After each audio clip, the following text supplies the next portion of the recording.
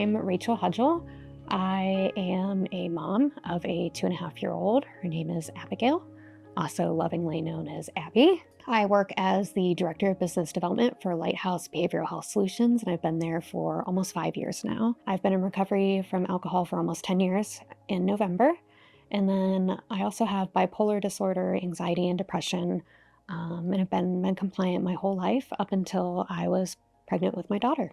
I always wanted to be a mom. I had known I wanted to be a mom since, for a really long time. Sometimes with bipolar, you always second guess yourself. Is this mania? Is this something I actually want?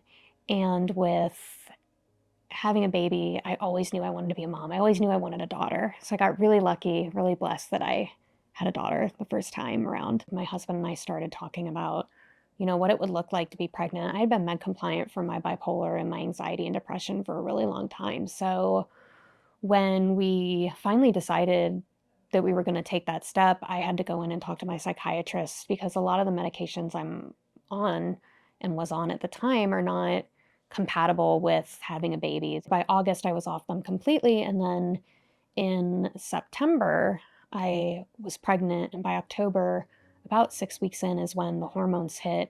Everything that happened with my pregnancy just became completely unmanageable. I didn't recognize the person in the mirror. I felt like a shell of who I was. I wanted to have a baby. I wanted my baby, but I didn't know how I was going to get there. I remember calling my psychiatrist and saying, I don't understand what's going on. I don't know why I feel like this. I've never felt like this. And he said, well, you've been med compliant. You've never felt like this because you've always done the right things. Like, it's nothing you did. It's just, this is what happens. And I just was so suicidal and didn't know how I was going to do it. And I just remember thinking, how am I supposed to get all the way to June? She was due June 10th. And I had no idea how I was going to make it. I remember on a walk with my mom one time, I said, sometimes I think about just jumping out the window of my townhome. I know it wouldn't kill me, but I wonder how much it would hurt just jumping out the window. I sobbed from sunup to sundown. I had panic attacks from sunup to sundown, sometimes 20 a day, and I didn't know what I was going to do. And that's an awful feeling to know that you just have to grit and bear through it. And me and my husband's phrase just became, just hang on one more day. And that's what I did. Abby being born was the biggest blessing. When she finally came out, I was so relieved to just be in the hospital. And I thought that, oh, well, I'll go back on all my meds, that everything will return to normal. But what I didn't know was that I had physical problems going on that were also causing the mental health issues. So postpartum hit, these physical illnesses hit, and so I still remained sick for quite a long time before I even got well mentally. I went into different hospitals across Ohio and was told that I was making it up. It was in my head.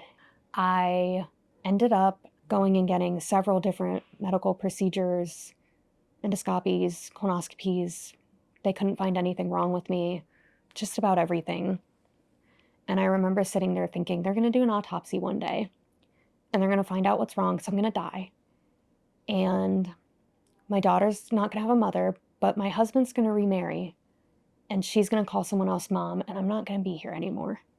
And that thought overwhelmed me every single day as I sat on the couch in our townhome in the dark, alone.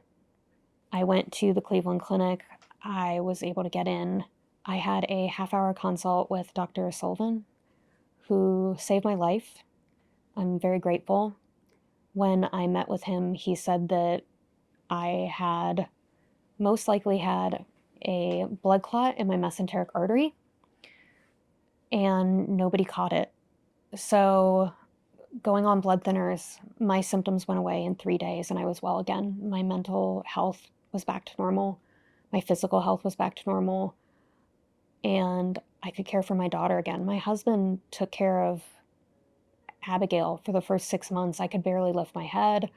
I could barely get off the couch. I couldn't change her. I couldn't do anything. And as a mother, that's the hardest thing, to wonder if your child even knows you're around or if they think you love them, because you can barely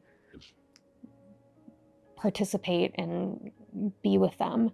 And to top it all off, I felt no bond because I couldn't bond with her because I could barely function. And to finally know that I wasn't crazy and that someone actually found out what was wrong with me after all of these tests and an unnecessary surgery, it was so freeing. I feel so blessed that my daughter has a mom again, that my husband has a wife, and my family has a daughter and a sister, and that I'm not sick anymore. I wasn't able to cope or be around the first 6 months, but I was the first person to make my daughter smile, even with how sick I was. My daughter and I are attached at the hip. We're very close. I always tell people that even though we had a rocky start and I wasn't, you know, able to be the best mom I could be, and that wasn't my fault, and I don't blame myself anymore for that, I still was a wonderful mom and I still am a wonderful mom, and we still have a wonderful relationship. I think the biggest thing I would want people to know is that this can happen to anyone, and really check on the people, really check on the women coming in and their families. Check on them a couple months later, 3 months later, 6 months later, 9 months later, a year down the road, because that's when they really need people to check in on them. When people stop caring about the newness of the newborn and, the moms are still struggling. They still struggle up to a year postpartum. That's when suicide and overdose rates are the highest. That's when we need to be rallying around families and making sure that they're safe and that they're cared for. So I think that's the biggest thing, is making sure we're checking up on people and checking in on families and not taking everything at face value, because there's so much below the surface that we don't always check into.